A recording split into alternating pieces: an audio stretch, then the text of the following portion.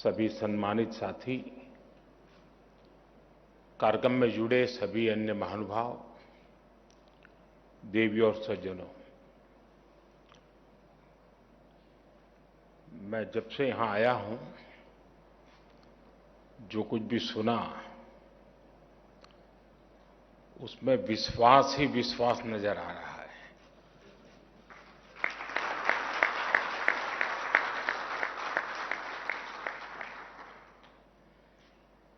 यानी हमारा confidence level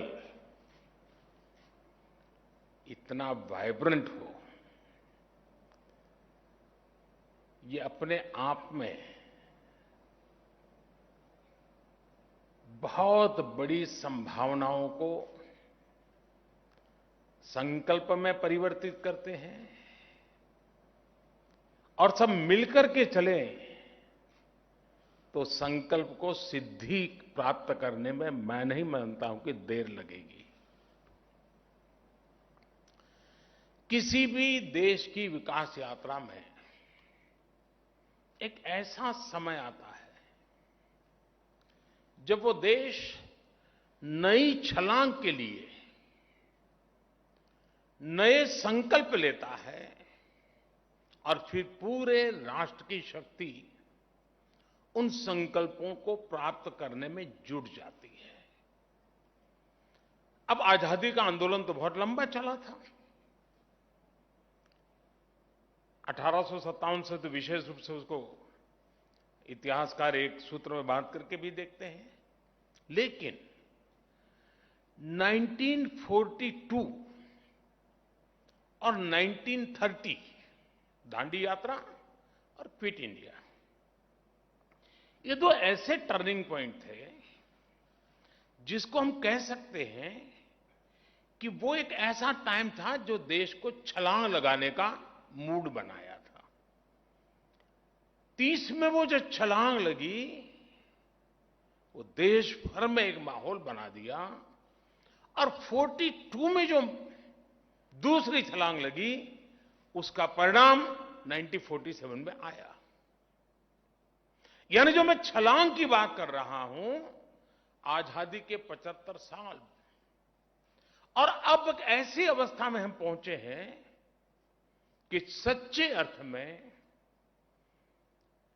ये छलांग लगाने के लिए जमीन मजबूत है, टारगेट तय है, बस चल पड़ना है।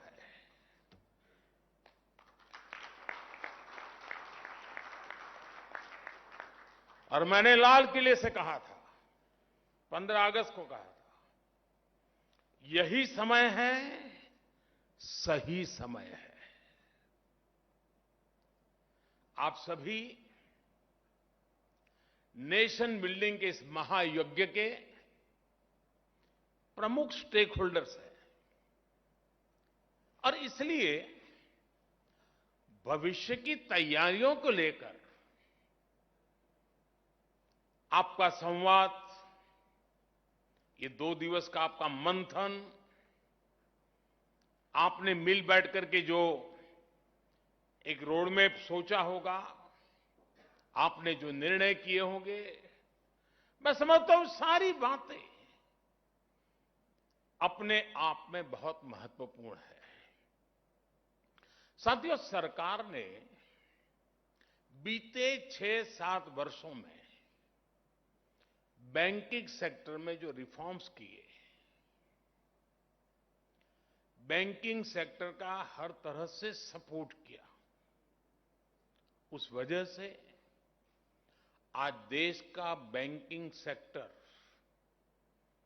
बहुत ही मजबूत स्थिति में है। आप भी ये महसूस करते हैं कि बैंकों की फाइनेंशियल हेल्थ अब काफी सुधरी हुई स्थिति में है। 2014 के पहले की जितनी भी परेशानियां थी, जितनी भी चुनौतियां थी, हमने एक एक करके उनके समाधान के रास्ते तलाशे हैं। हमने एनपीएस की समस्या को एड्रेस किया, बैंकों को रिकैपिटलाइज किया, उनकी ताकत को बढ़ाया। हम आईबीसी जैसे रिफॉर्म्स लाए, अनेक कानूनों में सुधार किए, डेट रिकवरी ट्रिब्यूनल को सशक्त किया। कोरोना काल में देश में एक dedicated stress asset management vertical का गठन भी किया गया। इन्हीं फैसलों से आज बैंकों की रिजोल्यूशन और रिकवरी बेहतर हो रही है। बैंकों की स्थिति मजबूत हो रही है और एक इनहेरेंट स्ट्रेंथ उसके भीतर पाई जा रही है। सरकार ने जिस पारदर्शिता और प्रतिबद्धता के साथ काम किया है, उसका एक प्रतिबिंब बैंकों को वापस मिली राशि भी है। हमारे देश में जब बैंकों से कोई उठा के भाग जाता है तो चर्चा बहुत होती है, लेकिन कोई दम वाली सरकार वापस लाती है तो इस देश में कोई चर्चा नहीं करता है।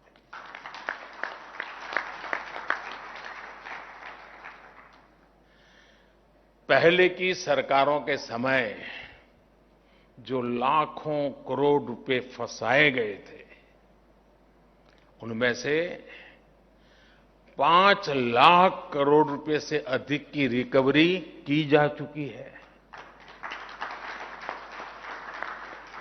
हो सकता है आप उस लेवल के लोग बैठे हैं, आपको 5 लाख करोड़ बहुत बड़ा नहीं लगता होगा,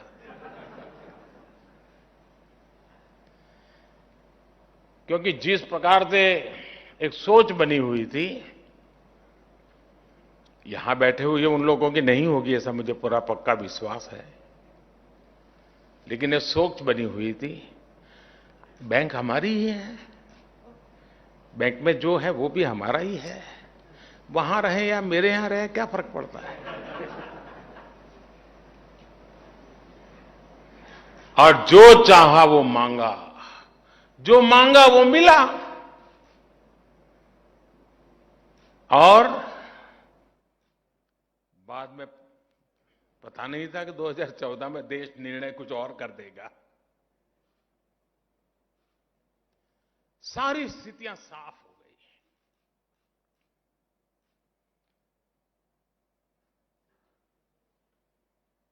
साथियों, जो ये पैसे वापस लेने वाला हमारी कोशिश है, नीतियों का भी आधार लिया है, कानून का भी आधार लिया है, डिप्लोमेटिक चैनल का भी उपयोग किया है, और मैसेज भी बहुत साफ है कि यही एक रास्ता है, लौट आइए।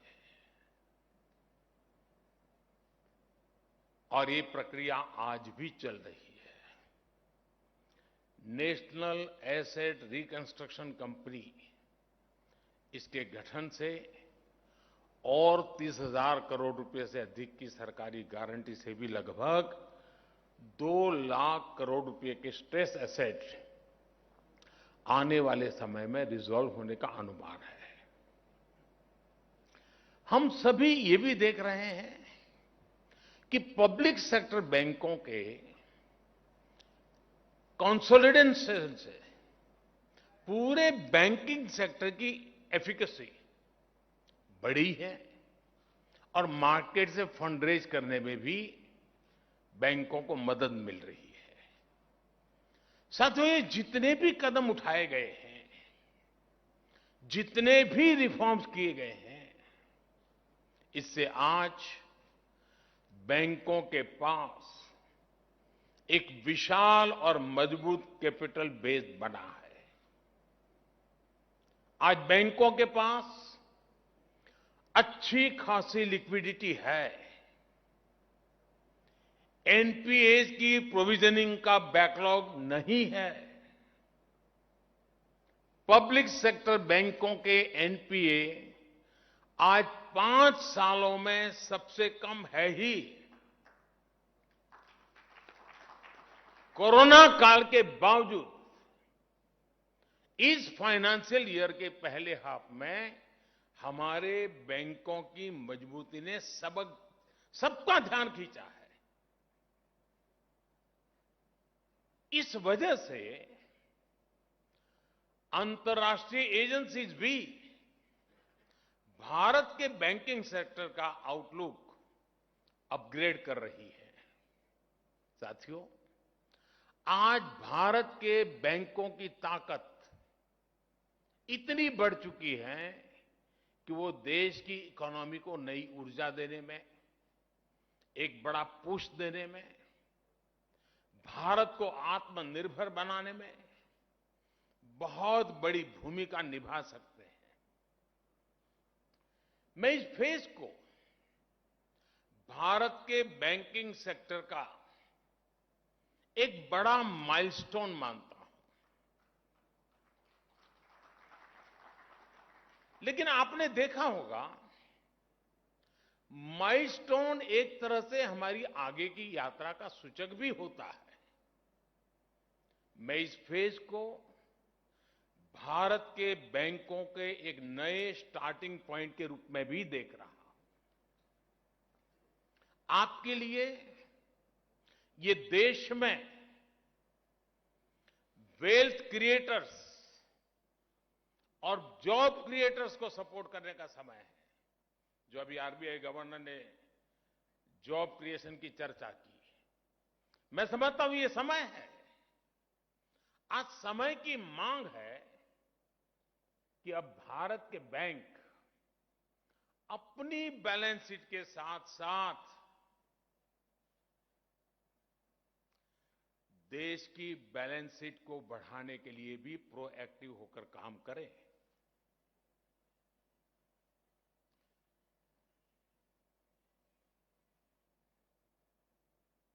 कस्टमर आपके पास आपकी ब्रांच में आए, ये इंतजार मत कीजिए। आपके कस्टमर की, कंपनी की, एमएसएमईज की जरूरतों को एनालाइज करके उनके पास जाना होगा, उनके लिए कस्टमाइज सॉल्यूशन देने होंगे। जैसे मैं उदाहरण देता हूं कि उत्तर प्रदेश के बुंदेलखंड इलाके में और तमिलनाडु में 2 डिफेंस कॉरिडोर बने। अब सरकार तेजी से वहां काम कर रही है। क्या उस कॉरिडोर के आसपास जुड़ी हुई जितनी बैंक ब्रांचेज है, क्या कभी उनको आपने बुलाया, उनसे मीटिंग की कि भाई डिफेंस कॉरिडोर बन रहा है, मतलब एक पूरा डिफेंस का नया सेक्टर यहां आ रहा है, बैंक प्रोएक्टिवली क्या कर सकती है? डिफेंस कॉरिडोर आने से ये चीज आने की संभावना है। कौन कौन कैप्टन्स हैं जो इसमें आएंगे, कौन छोटे चेन होंगे, एमएसएमईज होंगे जो इसकी सपोर्ट सिस्टम में आएंगे। इसके लिए हमारा बैंक का अप्रोच क्या होगा, प्रोएक्टिव अप्रोच क्या होगा, हमारी अलग अलग बैंकों के बीच में कंपटीशन कैसे होगी, द बेस्ट सर्विसेज कौन देता है। तब तो जाकर के भारत सरकार ने जिस डिफेंस कॉरिडोर की कल्पना की है, उसको धरती पर उतारने में विलंब नहीं लगेगा। लेकिन ठीक है भाई, सरकार ने डिफेंस कॉरिडोर बनाया है, लेकिन मेरा तो उसी पर ध्यान है। क्यों? और 20 साल से हमारा एक वेल सेटल्ड क्लाइंट है, चल रही है गाड़ी, बैंक भी चल रही है, उसका भी चल रहा है, हो गया। तो इससे होने वाला नहीं है। साथियों, आप अप्रूवर हैं और आपने सामने वाला एप्लीकेंट है। आप दाता है और सामने वाला याचक। इस भावना को छोड़कर अब बैंकों को पार्टनरशिप का मॉडल अपनाना होगा। जैसे अब बैंक ब्रांच के स्तर पर ये लक्ष्य तय किया जा सकता है कि वो अपने क्षेत्र के 10 नए युवाओं या 10 लघु उद्यमियों के साथ मिलकर उनका व्यापार बढ़ाने में मदद करेगी। मैं जब स्कूल में पढ़ता था, उस जमाने में बैंकों का राष्ट्रीयकरण नहीं हुआ था, और उस समय मुझे बराबर याद है, साल में कम से कम 2 बार बैंक के लोग हमारे स्कूल में आते थे, स्कूल में। और बैंक में खाता क्यों खोलना चाहिए, छोटे छोटे बच्चों को गल्ला दे करके उसमें पैसा क्यों बचाना चाहिए, ये समझाते थे। क्योंकि तब वो सरकारीकरण नहीं हुआ था, तब आपको लगता था कि ये मेरी बैंक है, मुझे इसकी चिंता करनी है। एक कंपटीशन भी थी, और बैंकिंग यानी फाइनेंशियल वर्ल्ड का, बैंकिंग सेक्टर की आम सामान्य मानवीय को एक ट्रेनिंग भी जरूरी थी। सभी बैंकों ने काम किया है। राष्ट्रीयकरण होने के बाद शायद मिजाज बदला है, लेकिन 2014 में बैंक की इस शक्ति को मैंने पहचान करके जब उनको आह्वान किया कि मुझे जनधन अकाउंट का मूवमेंट खड़ा करना है, मुझे गरीब की झोपड़ी तक जाकर के उसको बैंक खाते खुलवाने हैं। जब मैं मेरे अफसरों से बात कर रहा था तो बहुत विश्वास का माहौल नहीं बनता था, आशंकाएं रहती थी कि यार ये कैसे होगा।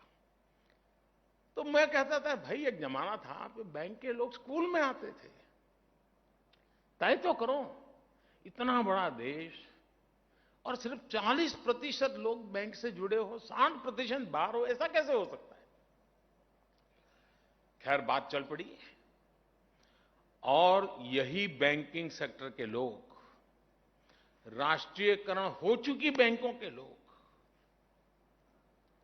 जो बड़े बड़े उद्योगपतियों के साथ ही बैठने की आदत बन चुके थे, वो लोग जब देश के सामने एक लक्ष्य रखा कि हमें जनधन अकाउंट खोलना है, मैं आज गर्व के साथ सभी बैंकों का उल्लेख करना चाहूंगा, सभी बैंकों के हर छोटे मोटे मुलाजिम का उल्लेख करना चाहूंगा, जिन्होंने इस सपने को साकार किया और जनधन अकाउंट फाइनेंशियल इंक्लूजन की दुनिया में दुनिया के सामने एक बेहतरीन उदाहरण बन गया।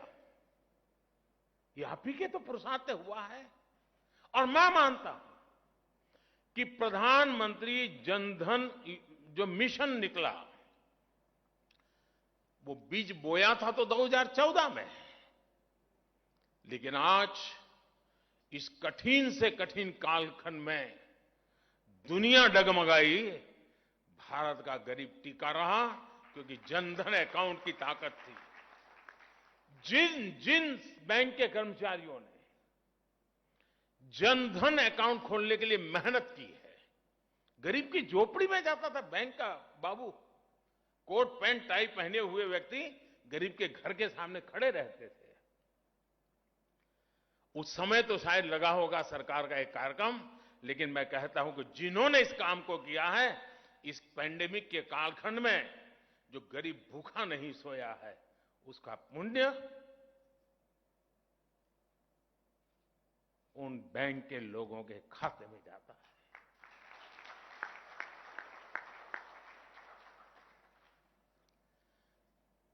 कोई काम, कोई पुरुषार्थ कभी भी बेकार नहीं जाता है। एक सच्ची सोच के साथ, सत्य निष्ठा से किया हुआ काम एक कालखंड आता है जब परिणाम देता है, और जनधन अकाउंट कितना बड़ा परिणाम देता है हम देख रहे हैं। और हमें इकोनॉमी ऐसी नहीं बनानी है कि ऊपर इतनी मजबूत होती, इतनी मजबूत हो, उसकी मजबूती का बोझ इतना हो कि नीचे सब कुछ दब जाए। हमें बैंकिंग व्यवस्था नीचे भी गरीब से गरीब तक उतनी मजबूती देनी है ताकि ऊपर जाती हुई इकोनॉमी जब ऊपर भी बड़ा बल्क बनेगा तो दोनों का सामर्थ्य से भारत पुष्ट होगा। और मैं मानता हूं कि हमने उसी एक सोच के साथ चलना था। अब कल्पना कर सकते हैं कि जब स्थानीय व्यापारियों को ये एहसास होगा कि बैंक और उसके कर्मचारी उनके साथ खड़े हैं, मदद के लिए खुद उनके पास आ रहे हैं, तो इनका आत्मविश्वास कितना बढ़ जाएगा। आपके बैंकिंग के अनुभवों का भी उन्हें बहुत लाभ होगा। साथियों, मैं जानता हूं कि बैंकिंग सिस्टम की हेल्थ के लिए ये बहुत जरूरी है कि वायबल प्रोजेक्ट ही पैसा लगाएं, लेकिन साथ ही प्रोजेक्ट्स को वायबल बनाने में हम प्रोएक्टिव भूमिका भी तो निभा सकते हैं। वायबिलिटी के लिए कुछ एक ही रीजन नहीं होते हैं। हमारे जो बैंक के साथी हैं वो एक और काम कर सकते हैं। आपको भली भांति पता होता है कि आपके क्षेत्र में किस किस की आर्थिक क्षमता कितनी है। ब्रांच के नजर के दायरे में बाहर ये नहीं होता है जी। वो उस धरती की ताकत को जानता है। आज जो 5 करोड़ रुपए का लोन आपसे लेकर जा रहा है, ईमानदारी से समय पर लौटा रहा है, आप उसकी क्षमता बढ़ाने में भी तो मदद कर सकते हैं।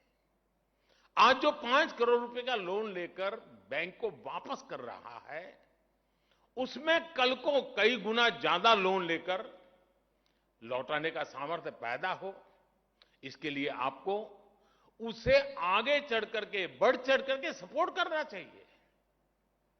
अब जैसे आप सभी पीएलआई स्कीम के बारे में जानते हैं और आज किसी भी उल्लेख भी हुआ, इसमें सरकार भी कुछ ऐसा ही कर रही है। जो भारत के मैन्युफैक्चरर्स हैं वो अपनी कैपेसिटी कई गुना बढ़ाएं, खुद को ग्लोबल कंपनी में बदलें, इसके लिए सरकार उन्हें प्रोडक्शन पर इंसेंटिव दे रही है। आप खुद सोचिए, आज भारत में इंफ्रास्ट्रक्चर पर रिकॉर्ड निवेश हो रहा है,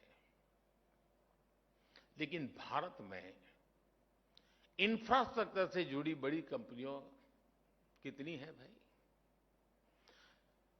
हम पिछली शताब्दी के जो इंफ्रास्ट्रक्चर थे, पिछली शताब्दी के इंफ्रास्ट्रक्चर के वो स्केल थे, पिछली शताब्दी के इंफ्रास्ट्रक्चर की जो टेक्नोलॉजी है, उसी में गुजारा करने वाले हमारे इंफ्रास्ट्रक्चर के क्षेत्र की जो कंपनियां हैं वो काम करेगी तो 21वीं सदी के सपने पूरे हो सकते हैं क्या? नहीं हो सकते। आज अगर उसको बड़े बिल्डिंग बनाना है, लार्ज स्केल पर काम करना है, बड़ा बुलेट ट्रेन का काम करना है, एक्सप्रेस वे का काम करना है, तो उसको इक्विपमेंट भी बहुत महंगे लगेंगे, उसको पैसों की जरूरत पड़ेगी। हमारे बैंकिंग सेक्टर के लोगों के मन में आता है कि मेरी बैंक का एक क्लाइंट ऐसा होगा जो इंफ्रास्ट्रक्चर में है, जो दुनिया के 5 बड़ों में उसका नाम भी होगा। ये इच्छा क्यों नहीं हो रही? मेरी बैंक बड़ी हो वो तो ठीक है, लेकिन मेरे देश की एक इंफ्रास्ट्रक्चर कंपनी जिसका अकाउंट मेरी बैंक में है, वो भी दुनिया के टॉप 5 में उसका नाम आएगा। मुझे बताइए, आपकी बैंक की इज्जत बढ़ेगी कि नहीं बढ़ेगी? मेरे देश की ताकत बढ़ेगी कि नहीं बढ़ेगी?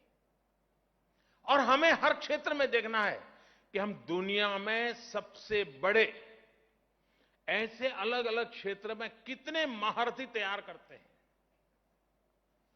हमारा एक खिलाड़ी जब एक गोल्ड मेडल लेकर के आता है ना, गोल्ड मेडल लेने वाला तो एक ही होता है, लेकिन पूरा हिंदुस्तान अपने आप को गोल्डन एरा में देखता है।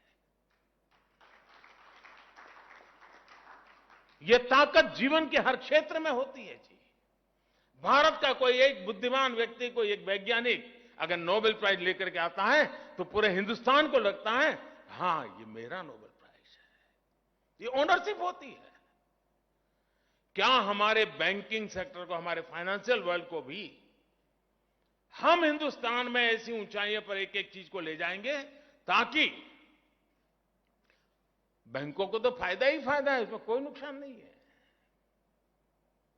साथियों, बीते कुछ समय में देश में जो बड़े बड़े परिवर्तन हुए हैं, जो योजनाएं लागू हुई हैं, उनसे जो देश में डेटा का बड़ा पूल क्रिएट हुआ है, उनका लाभ बैंकिंग सेक्टर को जरूर उठाना चाहिए। जैसे मैं जीएसटी की बात करूं तो आज हर व्यापारी का पूरा ट्रांजैक्शन पारदर्शिता से होता है। व्यापारी की कितनी क्षमता है, उसका व्यापार कहां कहां फैला हुआ है, उसकी कारोबारी हिस्ट्री कैसी है, इसका अब मजबूत डेटा देश के पास उपलब्ध है। क्या इस डेटा के आधार पर हमारे बैंक उस व्यापारी के सपोर्ट के लिए खुद उसके पास नहीं जा सकते क्या? तो तुम्हारा अच्छा कारोबार चल रहा है, चल और बढ़ाओ, चल बैंक तुम्हारे पास तैयार है, अरे हिम्मत करो यार, आगे निकलो। वो 4 काम और अच्छे करेगा, 10 लोगों को रोजगार देगा। ऐसे ही मैं आपके बीच, जैसे मैंने अभी डिफेंस कॉरिडोर की बात कही, मैं भारत सरकार के एक स्वामित्व योजना का भी जिक्र करना चाहूंगा। और मुझे पक्का विश्वास है हमारे बैंक के साथियों ने इस स्वामित्व योजना के संबंध में सुना होगा। आज सरकार, और ये विषय ऐसा है जो लोग इंटरनेशनल इश्यूज को पढ़ते हैं उनको मालूम होगा कि सारी दुनिया इस मुद्दे से जूझ रही है, स्वामित्व के मुद्दे से। सारा विश्व, भारत ने रास्ता खोजा है और हो सकता है हम रिजल्ट पे ले आएंगे। ये है क्या? आज सरकार टेक्नोलॉजी की मदद से, ड्रोन से मैपिंग कराकर देश के गांव-गांव में लोगों को प्रॉपर्टी की ऑनरशिप के पेपर दे रही है। परंपरागत रूप से लोग उस घर में रह रहे हैं, कागज नहीं उसके पास, प्रॉपर्टी के ऑफिशियल डॉक्यूमेंट नहीं है, और उसके कारण उसको उन घर का उपयोग किसी को किराए पर देने के लिए तो काम आ सकता है और किसी काम में नहीं आता है। अब इस स्वामित्व के ऑनरशिप के पेपर जब उसके पास है, ऑथेंटिक गवर्नमेंट ने दिए है, क्या बैंकों को लगता है कि चलो अब उसके पास व्यवस्था है? अब मैं गांव के इन लोगों को जिसके पास अपनी संपत्ति, उसके आधार पर उसको कुछ पैसे देने की मैं ऑफर करूं, मैं समझाऊं, देखो तुम्हारे खेत में ये करना है तो तुमको थोड़ी मदद करता हूं, तुम ये कर सकते हो। तुम हैंडीक्राफ्ट में काम करते हो, गांव के अंदर लोहार हो, सुथार हो, मैं पैसे देता हूं, तुम ये काम कर सकते हो, अब तेरे घर के ऊपर तुम्हें पैसे मिल सकते हैं।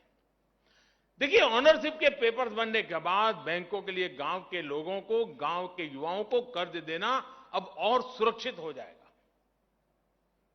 लेकिन मैं ये भी कहूंगा कि जब बैंकों की वित्तीय सुरक्षा बढ़ी है तो बैंकों को भी गांव के लोगों को सपोर्ट करने के लिए खुद आगे बढ़कर के आना होगा। अभी आवश्यक है, हमारे देश में एग्रीकल्चर सेक्टर में इन्वेस्टमेंट बहुत कम होता है। कॉर्पोरेट वर्ल्ड का इन्वेस्टमेंट तो करीब करीब न के बराबर है, जबकि फूड प्रोसेसिंग के लिए बहुत संभावना है, दुनिया में बहुत बड़ा मार्केट है। गांव में फूड प्रोसेसिंग इंडस्ट्री, एग्रीकल्चर से जुड़ी मशीनरी, सोलर से जुड़े काम, अनेक नए फील्ड तैयार हो रहे हैं जहां आपकी मदद गांव की तस्वीर बदल सकती है। इसी तरह एक और उदाहरण स्वनिधि योजना का भी है। प्रधानमंत्री स्वनिधि योजना की वजह से हमारे जो रेहड़ी पटरी वाले भाई और बहन हैं, पहली बार बैंकिंग सिस्टम से जुड़े हैं। अब उनकी भी डिजिटल हिस्ट्री बन रही है। बैंकों को इसका लाभ उठाते हुए ऐसे साथियों की मदद के लिए और ज्यादा आगे आना चाहिए।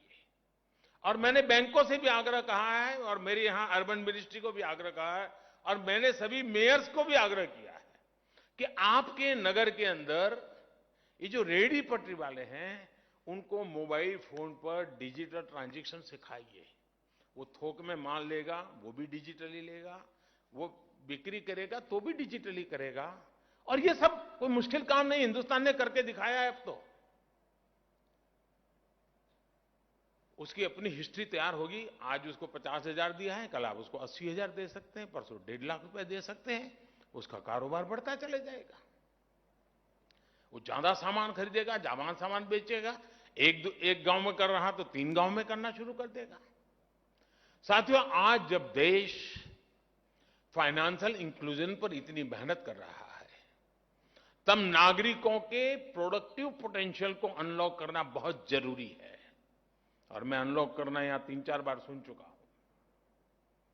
जैसे अभी बैंकिंग सेक्टर की ही एक रिसर्च में सामने आया है, आप ही की तरफ से आया है, कि जिन राज्यों में जनधन खाते जितने ज्यादा खुले और जितने ज्यादा जनधन खाते जीवंत है, गतिविधि लगातार उन जनधन खातों में चल रही है, बैंकों का रिपोर्ट एक नई बात लेकर के आया है। और जो सुनकर के मुझे खुद को आनंद हुआ कि बैंक का रिपोर्ट कह रहा है कि इसके कारण क्राइम रेट कम हुए हैं। यानी बैंक वाले ने कभी सोचा नहीं होगा कि मैं पुलिस का भी काम कर रहा हूं, लेकिन बाय प्रोडक्ट है, एक हेल्दी सोसाइटी का एटमॉस्फेयर क्रिएट हो रहा है। एक जनधन अकाउंट किसी को क्राइम की दुनिया से बाहर ले आता है, इससे बड़ा जिंदगी का पुण्य क्या होता है? इससे बड़ी समाज की सेवा क्या होती है? यानी बैंकों का जब स्थानीय लोगों से कनेक्ट बढ़ा, जब लोगों के लिए बैंकों के दरवाजे खुले, तो इसका प्रभाव लोगों के जीवन जीने के तरीके पर भी आया। बैंकिंग सेक्टर की इस ताकत को समझते हुए ही मैं समझता हूं कि हमारे बैंकिंग सेक्टर के साथियों को आगे बढ़ना है। मैं जानता हूं यहां जो लोग बैठे हैं उनसे संबंधित बातें मैं नहीं बोल रहा हूं, क्योंकि यहां जो प्रतिनिधि आए थे उन्होंने अपनी बात बताई, मैं दूसरों का प्रतिनिधित्व की बात बता रहा हूं। लेकिन करने वाले बैंकिंग सेक्टर के हैं, इसलिए मेरी सारी बातचीत का सेंटर पॉइंट मेरा बैंकिंग सेक्टर है, उसके लीडर्स हैं। पब्लिक बैंक हो या प्राइवेट सेक्टर के बैंक, जितना हम नागरिकों में इन्वेस्ट करेंगे उतना ही नए रोजगार का निर्माण होगा, उतना ही देश के युवाओं को, महिलाओं को, मध्यम वर्ग को लाभ होगा। साथियों, हमने आत्मनिर्भर भारत अभियान के दौरान जो ऐतिहासिक रिफॉर्म्स किए, उन्होंने देश में नई संभावनाओं के द्वार खोले हैं। आज कॉरपोरेट्स और स्टार्टअप्स जिस स्केल पर आगे आ रहे हैं वो अभूतपूर्व है। ऐसे में भारत की एस्पिरेशंस को मजबूत करने का, फंड करने का, उनमें इन्वेस्ट करने का इससे बेहतरीन समय क्या हो सकता है दोस्तों? भारत में, और ये बात हमारे बैंकिंग सेक्टर को भी समझना ही होगा, भारत में ये आइडियाज पर इन्वेस्टमेंट का दौर है। स्टार्टअप्स को सपोर्ट करने का दौर है। स्टार्टअप मूल में एक आइडिया होता है। आप उसको पूछने जाओगे एसेट क्या है, फलाना, कुछ नहीं होता है, आइडिया होता है। साथियों, आपके पास रिसोर्स की कोई कमी नहीं है, आपके पास डेटा की कोई कमी नहीं है। आप जो रिफॉर्म चाहते थे वो सरकार ने किया भी है और आगे भी करती रहेगी। अब आपको राष्ट्रीय संकल्पों के साथ, राष्ट्रीय लक्ष्यों के साथ खुद को जोड़कर आगे चलना है। मुझे बताया गया है कि मंत्रालयों और बैंकों को एक साथ लाने के लिए, अभी हमारे सचिव महोदय भी उल्लेख कर रहे थे, web based project funding tracker बनाना तय हुआ है। अच्छी बात है। काफी सुविधा बढ़ेगी उसके कारण। लेकिन मेरा उसमें एक सुझाव है, ये प्रयास अच्छा है, लेकिन क्या ये बेहतर नहीं हो सकता है कि हम गति शक्ति पोर्टल में ही एक इंटरफेस के तौर पर इस नए इनिशिएटिव को जोड़ दें। आजादी के इस अमृत काल में भारत का बैंकिंग सेक्टर बिग थिंकिंग और इनोवेटिव अप्रोच के साथ आगे बढ़ेगा। साथियों, एक और विषय है जिसमें अगर हम देर करेंगे तो हम पीछे रह जाएंगे, और वो है फिनटेक। भारत के लोगों की हर नई चीज को एडॉप्ट करने की जो ताकत है ना, वो अद्भुत है जी। आज आपने देखा होगा कि फ्रूट बेचने वाले, सब्जी बेचने, क्यूआर कोड लगा करके बैठते हैं और कहते हैं यहां पैसे दो। मंदिरों में भी डोनेशन वाले क्यूआर कोड लगा दीजिए, चलेगा। मतलब कि फिनटेक की तरफ एक वातावरण बना है। क्या हम तय कर सकते हैं, और मैं तो चाहता हूं रेगुलर कंपटीशन का एक वातावरण बने कि हर बैंक ब्रांच एटलीस्ट 100, ज्यादा मैं नहीं कह रहा हूं, 100% डिजिटल ट्रांजैक्शन वाले क्लाइंट होंगे और टॉप में से होंगे। ऐसा नहीं कि भी कोई 1000-2000 रुपये वाला आया और उसको आपने वैसे 100 का, जो बड़े बड़े हैं 100% वो डिजिटली करेगा। जो भी कारोबार करेगा ऑनलाइन डिजिटली करेगा। दुनिया का सबसे बड़ा मजबूत हमारे पास यूपीआई प्लेटफॉर्म है जी। हम क्यों नहीं करते जी? अब हम ये सोचे हमारे बैंकिंग सेक्टर में पहले क्या स्थिति थी, क्लाइंट आते थे, फिर हम एक टोकन देते थे, फिर वो नोटें लेके आता था, 4 बार गिनते थे, यूं यूं करते रहते थे, फिर दूसरा भी गिन करके वेरीफाई करता था,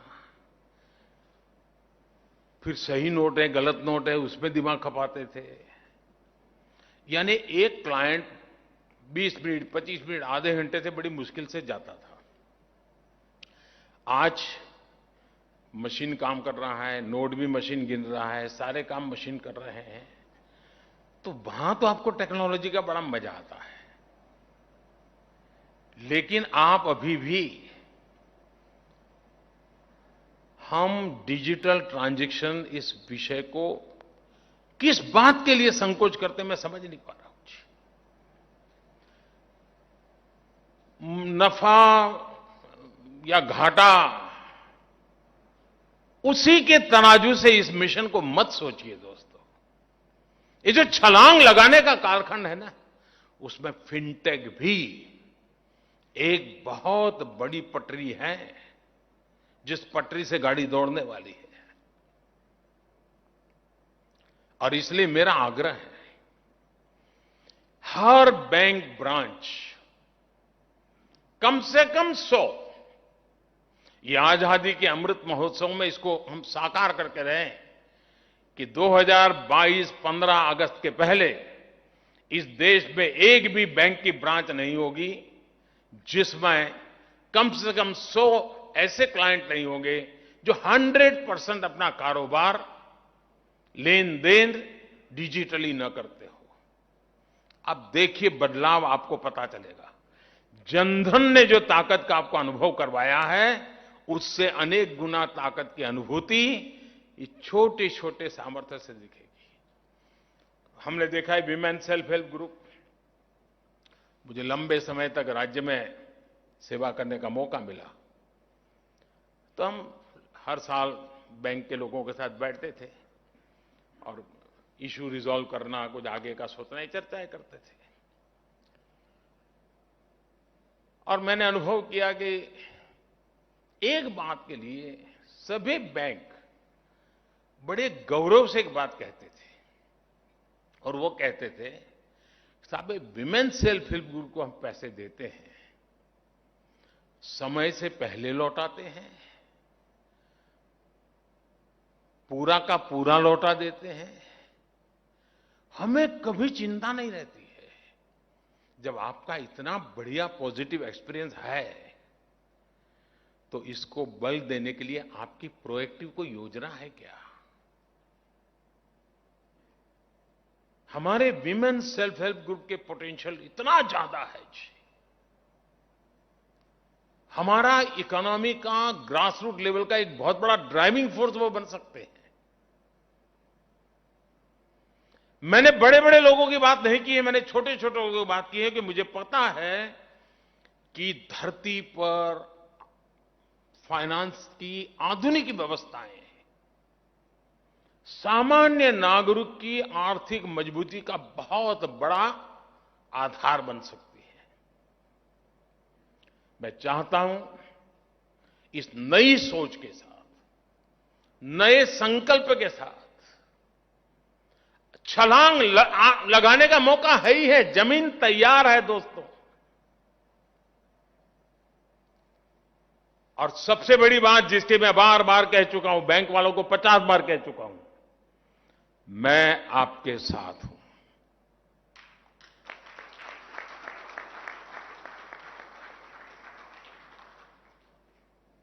देश हित में सत्यनिष्ठा से किए हुए किसी भी काम के लिए आप मेरे शब्द लिख करके रखिए। जैसे ये मेरा वीडियो क्लिपिंग अपने पास रखिए।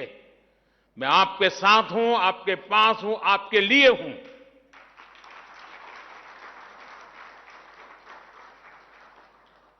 सत्यनिष्ठा से, प्रामाणिकता से देश हित के लिए काम में कभी गलतियां भी होती हैं।